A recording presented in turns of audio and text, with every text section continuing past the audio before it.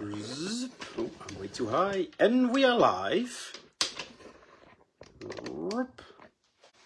That's good. Yes, that's good, I think. So, welcome everybody. Josua Hannink from Future-Morphs here. First live in 2023. As always, if you are watching this live, today is Sunday the 29th of January, 8 o'clock in the evening. If you are watching this at a later date, it's fine, please keep watching. But if you write a reply down here, then I cannot comment live. So like now, for instance, Linda says hey, so I can say hello, Linda. So if you are watching, leave a comment, just say hello or a thumb or whatever.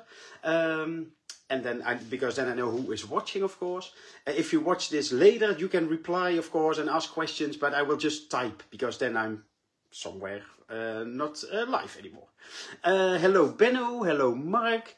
And also, as always, if you have any questions during this live, then let me know. I will just answer everything, of course, as good as I can. We have now hello from Christoph. Hello, Christoph. It's almost sort of beginning of breeding season. Today I made a list of all my males and females that I have with all the genes, and I started mixing on paper at least the males and the females. But to be honest, it was quite some work. And my brain was like only seeing all the morphs, so I had to take a break. So tomorrow I will continue. But I also want to talk about your breeding plans, maybe. So if you have any plans already, and I want to talk about my vacation, because probably you saw on my page that for about 2.5 weeks in the beginning of January, I was together with my girlfriend Nicola in Borneo. So that was also quite cool. So I also want to tell you about that. Karin says hello from Sweden. Well, hello back from the Netherlands. And from Portugal, Fabio, hello. Well, that's an international crowd this time. First vacation-wise, I was in Sabah. That's a part of Borneo, of Malaysian Borneo. So you have Malaysia mainland, and then on Borneo you have Brunei as a country, and two parts, you have Sabah and Sarawak, that are two provinces, I guess, from Malaysia, and then the rest of Borneo is Kalimantan, so that's part of Indonesia. So we were in Sabah. That's if you have Borneo on the map, like all the way at the right top, basically. We started at a city called Sandakan, but we were not there for a long time. Then went to Sepilok. We went to the Kinabatangan River. That was also quite cool. Then to Mount Kinabalu at Kinabalu Park. We did not climb the mountain. It was a little too cold and too high. And then to Kota Kinabalu, the capital. And from there we went back home. So it was quite a nice trip. As you see, at least snake-wise, definitely the highlight were 3 yellow Goniosoma oxycephalums. They were all 3 together. All 3 were in one tree. It's correct, but as a Dutch guy, 3 and 3 sounds the same, of course. But there were 3 adult Goniosomas in one tree, and we saw them from a river. It was a river cruise, so we were in a boat. The good thing was we could get quite close to them. The downside was, yeah, you're in a boat, so you cannot just easily get out and make pictures or videos from all sides. So that was difficult. Oh, Nicola's watching. Hello, hello, Nicola. So yeah, that was sort of the good and the bad thing. I also, like on every boat trip and hike and stuff, I had a snake hook with me, but this time I did not, because I thought, well, it's just a boat trip. So usually you are in the boat, you are on a big river. And you will search for animals like basically on the sides of the river. So it can be all sorts of monkeys, like long-tailed macaques, pig-tailed macaques, orangutans we also saw. The proboscis monkey with the big nose. Also a lot of birds are there. We saw a really big saltwater crocodile at least 4 meters long. What else did we see? Well, lots of birds. No elephants, unfortunately, but well, and of course the Goniosomas. So the downside, there was one that's not really in the pictures, but I maybe could have got it from the boat, even without a snake hook. Maybe I could reach it, but yeah, it would be a little sketchy because, well, the boat will go like this. So I did think about it, but we were also in a boat full of other tourists, so it was not a private boat or whatever.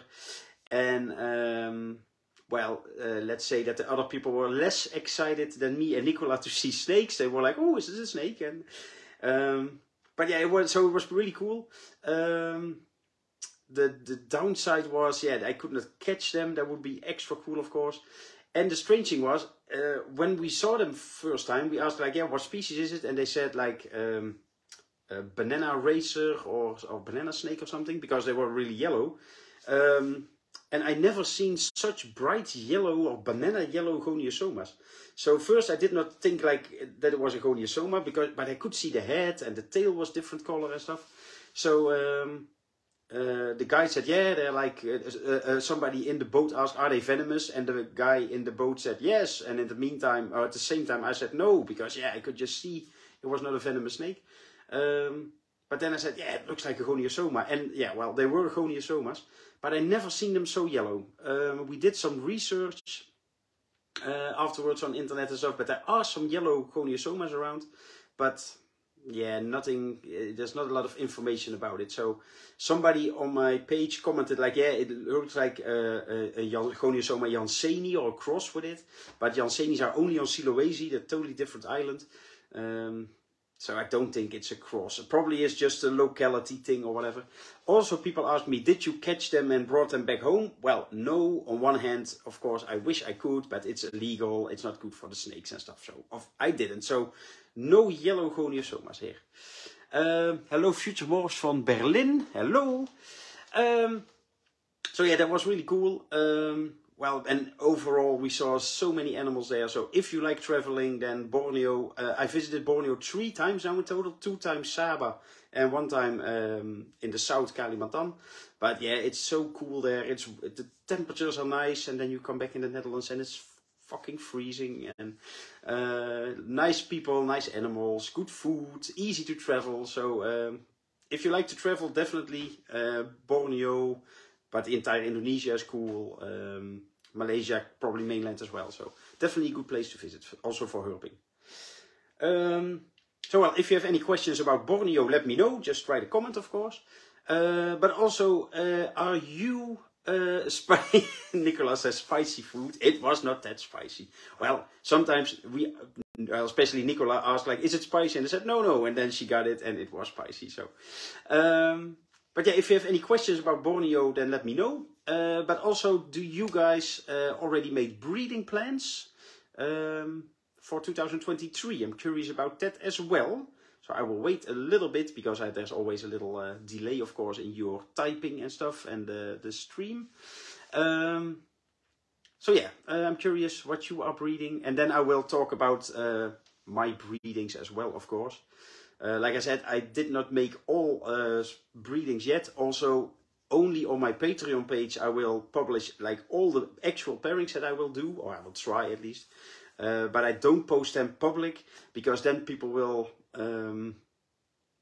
well, my thing behind it is people will then ask, "Oh, I want a baby out of these parents or out of these parents," and I never know what will hatch. So maybe I only have males, or maybe I only have females, or maybe I won't get eggs, or maybe... I work with heads a lot, of course. So maybe somebody wants a Palmetto Scalus and they come out of 2 heads, and I don't make Palmetto Scalus. So it only becomes more difficult. And even if I would make the list, then people would ask, "Oh, what will they cost?" And I also don't know that, because, well, maybe they are like super cool, and then they are a little bit higher in price. But maybe I think, well, I wanted to make really nice red factors and they're not as nice, so I would make them cheaper. So that's why I don't post it. But on my Patreon page, I will, I did it for the last year and the year before as well. I will go through all my pairings and explain why I do them. So there are way more videos and stuff. So definitely, I don't like to plug Patreon too much, because it is behind the paywall and stuff, I know. But yeah, I really think it's really good value. If you go on there now, even for the cheapest tier, you can get up 65 or 66 videos already. So definitely worth it, I think. Mark Kouman says, only making plans to start the hobby again after a small 16-year break from it. 16 years, nothing. Nothing changed with corn snake morphs in 16 years. No, a lot changed, of course. It's a big difference, I guess. But at least welcome back to the hobby, I would say.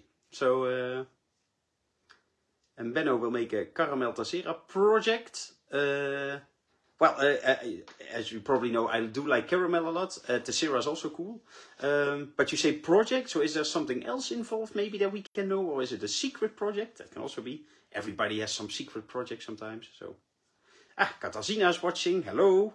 Katarzyna, well, it is an international crowd. What's the name? Oh yeah, my pairings. Well, probably it's not a surprising thing, but I of course will have a lot of mimosa stuff this year again. Maybe even too much because the mimosas I really have to look at the individual animals. Really. Simply put, if somebody wants to breed a palmetto to a het palmetto, then yeah, it's a simple combination. But with the mimosas, it's not just about if it's a snow or a ghost or an ultramel or whatever. But I also really look about strange colors and strange patterns. So the ones with a lot of yellow in the neck, maybe I want to breed to another one with a lot of yellow in the neck and stuff, or a really pink one to a really pink one, of course. So with the mimosa stuff, I really have to look at each individual animal and also see if they are not related too much and stuff. A lot of mimosa stuff. But yeah, I kept, the reason I will have a lot is I kept quite some females and males from 2020 that can breed now for the first time, and some probably from 2021. Also some 2021 animals, like the males will breed for sure, and some females I wait, and they are also getting up to size, so maybe they will also make it. A lot of mimosa stuff. In the meantime, Mark says, a lot changed. There are much new morphs. Oh my god, I'm lost. Yeah, I can imagine. 16 years is a long time in reptile morph land, basically. So,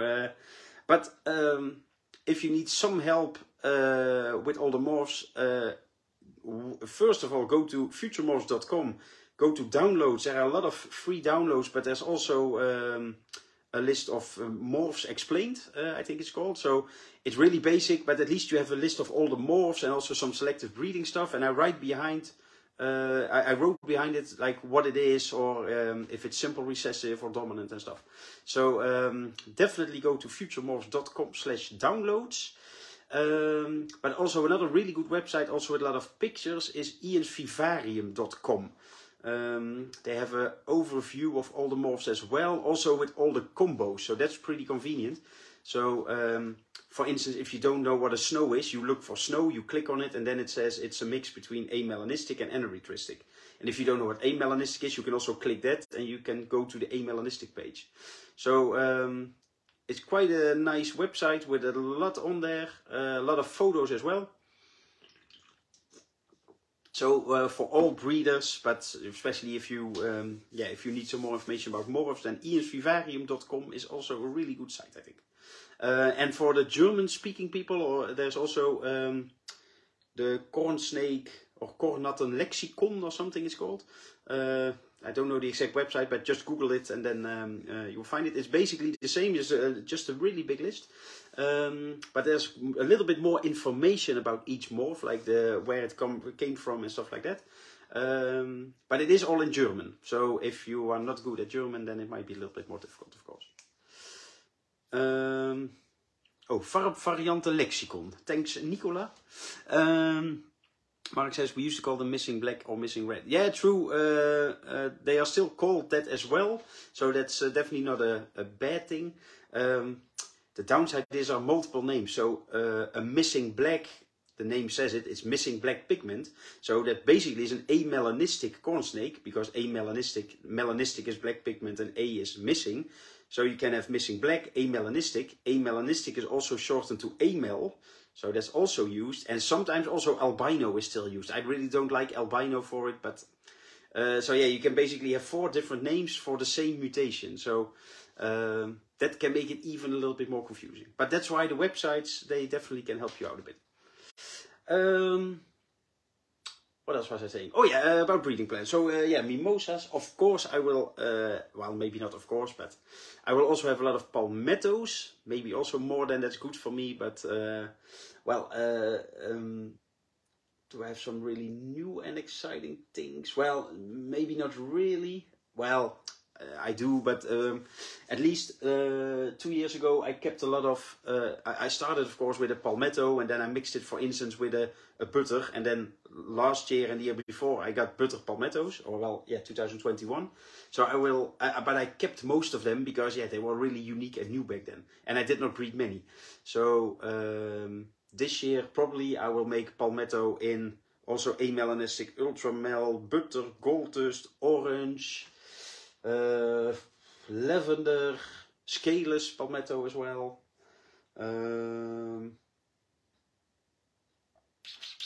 Well, striped and motley and hypo and amber maybe, but yeah, striped and motley you don't really see, of course.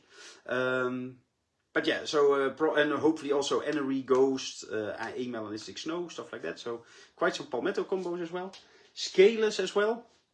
Of course, I say of course, for me it's normal, but I have quite some scaleless and caramel mixes. So scaleless caramel diffused, scaleless caramel motley, scaleless amber motley, scaleless butter motley, stuff like that. But also scaleless with amelanistic, anerythristic, tessera, some micro scales. And this year is the first year I can make visual micro scales, so that will also be pretty cool.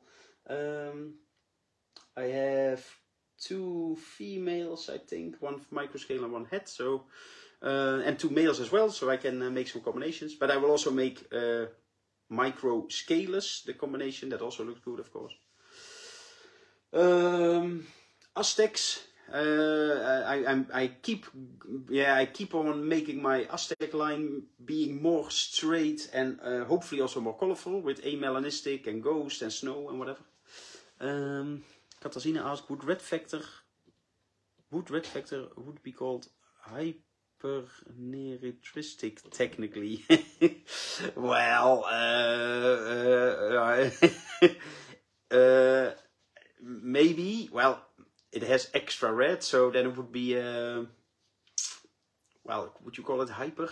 Or would it be maybe just erythristic? Might be a better name, just not unerythristic, but just erythristic, because it has extra red. Just like melanistic is if you are like totally black. But let's not make it more confusing than it already is for some people, Katarzyna, so don't be an idiot. What else? Well, some sun-kissed combinations, of course. Well, not of course, but I also have some sun-kissed, of course, in my collection. This year, since well, the years, I also will have some lava combinations again. That's sort of a long story, but like years ago, maybe like really 10 or 11 or 12 years ago, or whatever. Well, or 8 or 10 years ago, I had a lot of different morphs, and basically I had too many snakes. I still have too many snakes, but I decided I had some lavas and I had some sun-kissed back then, and I decided, well, I don't want to keep all the projects, and lavas sometimes as babies they can be quite small and a little difficult to get going. So I decided, okay, I will sell my lava snakes, my group of lavas, and I will focus on sun-kissed combinations. So that was a good idea, because sun-kissed are usually strong and grow well and stuff like that. But then Stargazer came to light. Everybody in corn snake land popped out Stargazers, and that's something you don't want in your collection. I also bred Stargazers back then. Well, I don't know if it was the first year, but probably the second year when it was known what it was or something. So then I decided, okay, this is way too annoying. So I sold all sun-kissed animals as well and started with tested lines.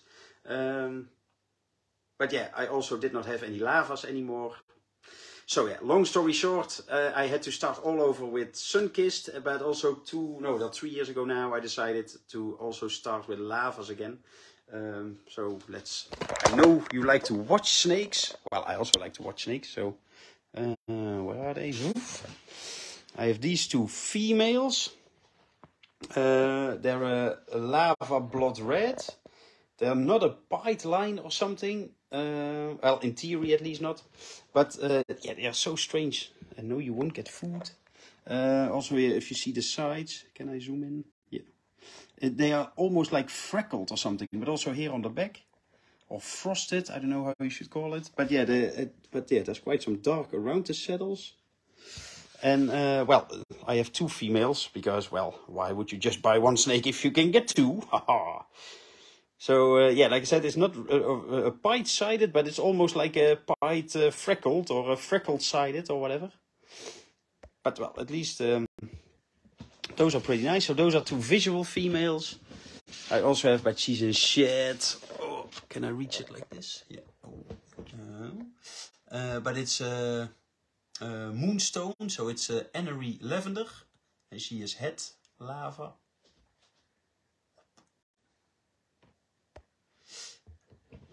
Whoopsa. So well, also some lava animals. Oh, wait. Oh. Sorry, I was reading some text and oh, but wait, I can click things as well. What's this? Oh, top fan. Ah, Katarzyna is a top fan. So yeah, I have some lava stuff. I told you in the beginning of the chat as well, but if you have any questions, by the way, about anything, then just type a message. It always counts, but today as well, of course. What else do I have?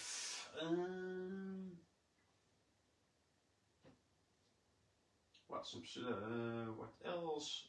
Yeah, a little bit of charcoal stuff, but I don't have too many females left, I think, and I'm not really sure what I want to do, because, well, I can make charcoal stripes again, or yeah, something that I made last year and the year before as well. But I'm also thinking of making a project with charcoal. So maybe I'm thinking maybe like charcoal and mimosa or something, or red factor. Because in theory it should not work, because a charcoal is really dark, of course, and it doesn't have any red pigments usually. But the same would go for Enery. And if you have an Enery or a snow that should have no red pigment, but you add red factor or mimosa, they become really pink. So I'm curious if you would have like a mimosa blizzard or a red factor blizzard, if that would be visual or not. And yeah, it will take an extra generation. So I'm always, every time I make my breeding plans, I'm always a little bit like, okay, I need to make snakes that sell, but this is a cool project, and do I want to keep too many, or it's so easy for me to make a lot of breedings and I just want to keep everything, but that's not smart. Then you end up with an extra room full of snakes. So don't keep all your babies. That's my hint or my tip. Oh, pied-sideds. I have quite some cool pied-sideds as well this year again. So hopefully I will get some extreme whites as well again. But well, somebody asked me not too long ago about how it works genetically with low and medium and high whites. And I talked about it before, but oh, bye-bye, Katarzyna. Miss you already. With pied-sided, it's not really known, but usually, of course, if you start with parents or with breeder animals that have a lot of white, you will get more white in the babies. But there is some variation. So usually if you have, for instance, a low white and a low white, then most of the babies will be low white, or even like almost no white at all. But maybe 1 or 2 or 3 will be medium white. So they will have a little bit more. If you would do a medium white to a medium white, you will get mostly mediums, but also some lows, but also a few with high white. Usually, it's not always the case, of course, but it gets really confusing if you take like a really low white and a high white or something. Then you can get pretty high white still. So then it's not just in the middle then. And usually to get like extreme white, so that also get it like, yeah, the white isn't just like up till the side, but especially in the neck, sometimes the white really wants to creep up over the neck. Of course, you have the best chance to take to extreme whites or extreme to high white or something. But this year I also made them from, I think, medium white to high white or something. So, yeah, it's a little bit confusing. But in general, you could say if you want to produce babies with a lot of white, then start with parents with a lot of white. You can start with really low whites and build your way up, but it will take so many generations that it will be way cheaper in the long run to just buy animals that are a little bit more expensive because they have more white. So Timmy asks, which projects are cool with pewter? Well, good question, Timmy. For people who don't know, pewter is diffused and charcoal together, so it's a pretty dark looking snake. So well, it's a little bit, it depends a little bit on what you want to make. Some people really like it with amelanistic, so you'll get blizzard diffused. That's, what's it called? There is a name for it. I don't remember. Well, anyway, so you can make it with amelanistic in it, and then you will get some mostly white snakes. I also like it with hypo. Then you will get phantom or phantom blood red or diffused, or so a hypo is definitely a good idea. Tessera also works pretty well. Do I have something to show? Ah, yes, I do. I have a hypo pewter here.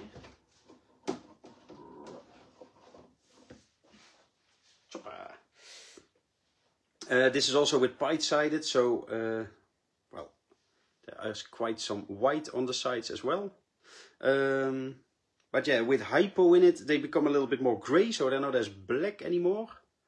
So I do like it. But I have another cool one. Well, I was thinking, can I bring it? But maybe it's easier if I just show you guys. Let's see if I can do this with one hand. Oh, sorry for the way too close up. This is also with hypo, but also with Tessera. So a normal pewter is, for me, it's a little too dark. I like it if they are a little lighter in color. But yeah, sorry for the bad view, but I needed an extra hand. But yeah, Timmy, like you said, it is difficult to get color in there. And that's because the charcoal takes out well, all the red pigment and most of the yellow pigment as well. So you really are just stuck with a black and white snake. So like NIET doesn't really work, or Cinder doesn't really work, because that's also dark morphs. As soon as you mix amelanistic in the mix, they will become white. So all of the other things you won't really see. Palmetto could really work. Then you get a white snake with black spots. That's pretty cool. Scaleless could also work. Scaleless pewter is also, you don't, well, did I ever see them in real life? They probably are around, but they're also still quite unique. So scaleless could work if you like scaleless.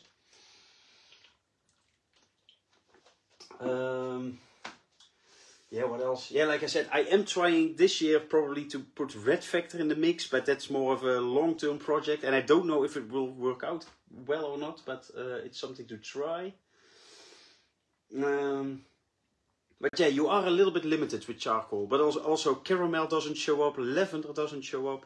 You could go for striped or motley if you like, that's always possible, of course. So you have some options, but well, it's also what you like, of course, and yeah, how much time you want to spend on it. Because if you don't want to make like a really long-term project, yeah, then don't put a Amel Palmetto to it or whatever. It will get cool in the second generation, but yeah, you will need to keep some babies back and raise them for 2 or 3 years. So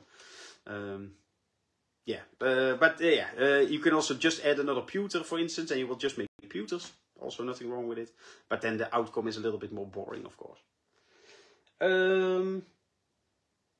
What else? Well, I think, let me have a quick look around, but I think we have a lot of breedings that we talked about.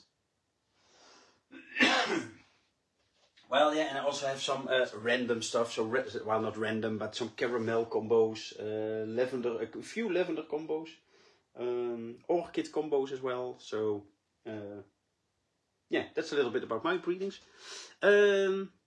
So well, yeah, do you have any questions for me or about your own breedings? Maybe, like if somebody wants to share, that's always nice, of course. But also, if you have any questions, then let me know. Otherwise, I think I'm so well. I can I could talk for hours and hours, but that might become boring for you as well. So Timmy asks, do you have lavender projects? Yeah, I do. Not too many anymore, to be honest. But lavender palmettos could hatch.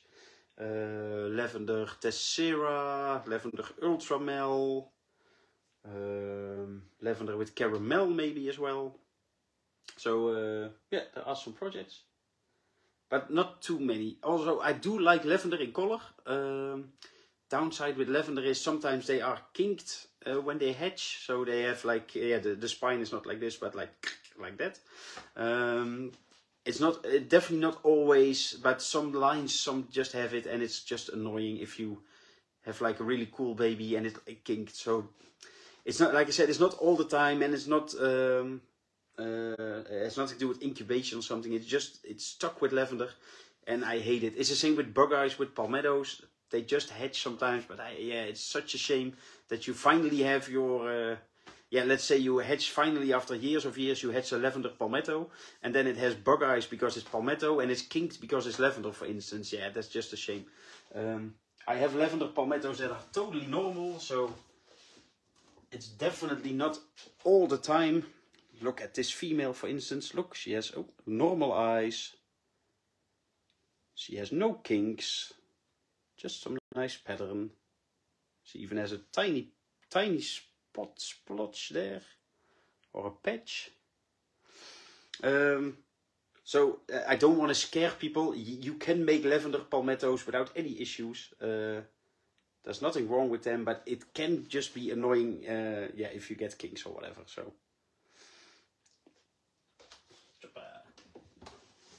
And also, by the way, what I always do with each breeding year, of course, I will try to test out as many as possible heads as I can. For instance, I have a male. He is scaleless head hypo palmetto, but he is possible head. Let me check. Caramel, amelanistic, diffused, and motley. So if this is the first year I can breed him. So if I breed him to a totally unrelated female, but with those genes, at least I know if his possible heads prove out or don't prove out. And then for next year, he will be either way more valuable, because maybe he proves out you can also make butters with him, or maybe they all don't prove out, and then you can think, do I really need him, or I will keep another male or something. So I also like to test for a lot of possible heads. Also with the Aztecs, for instance, if I have a male that's an Aztec ghost, possible head amel. So yeah, I will probably put him to an amel, or at least a known head amel female. So at least I can prove out if he is head amelanistic or not. So that's just, yeah, it just can make snakes so much more valuable for breeding. The downside is sometimes I also don't get to it, or I put like two possible heads lavenders together. No lavenders hatch. Yeah, they are the next year they are still possible at lavender because you did not really test them. So I always have possible heads everywhere, but I try to test as much as possible. So if there are no further questions, then I will thank you for watching. In about 4 weeks probably. Yeah, 4 weeks, the 26th. I think, of February, or 27th, no, 26th. There's a big reptile show in Houten again, so I will have a table there. So definitely come to Houten. Well, if you want to see what I have, which snakes I will bring with me, then I will put a link in there as well. But go to futuremorphs.com/morphlist. There is everything. What else? In March 10th or March 11th, there's a ham show in Germany. I will be there as a visitor. Yeah, and that's about it. So thanks for watching, and see you guys in the next live. Bye bye.